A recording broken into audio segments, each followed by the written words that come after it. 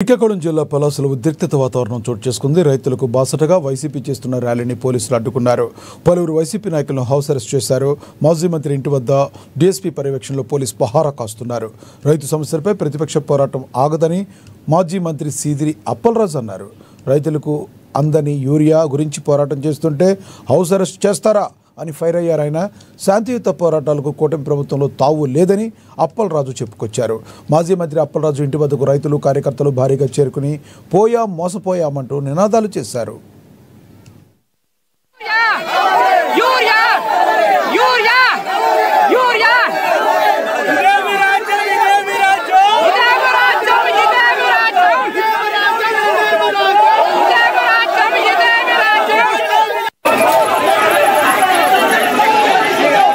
ఈ రోజు రాష్ట్ర వ్యాప్తంగా పోలీసుల నిర్బంధం, పోలీసుల అణచివేత ఏ మాదిరి ఉందో మనందరం కూడా చూస్తూనే ఉన్నాం. మనం మిత్రులారా, ఇదేదో ఒక్క వైఎస్ఆర్ కాంగ్రెస్ పార్టీకి ఇది నిర్బంధం కాదు. ఇది మిత్రులారా, ఇదేదో ఒక్క వైఎస్ఆర్ కాంగ్రెస్ పార్టీ కార్యకర్తలకే నిర్బంధం కాదు. ఇది ఈ రాష్ట్రంలో ఉన్నటువంటి ప్రజలకు, ప్రజా గొంతుకి ఇది నిర్బంధం అని చెప్పిన సందర్భంగా మీకు అందరికీ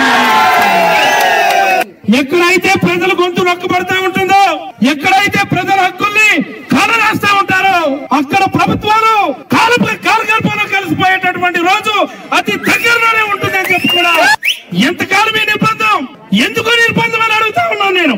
ఇదేదో మేము వైఎస్ఆర్ కాంగ్రెస్ పార్టీ కార్యక్రమం పెట్టుకోవడం లేదే. మేమేమి రోడ్ల మీద ఇంటర్నెట్ ఉంది, మీకు చేత కదా ఆర్గనైజ్ చేయటం.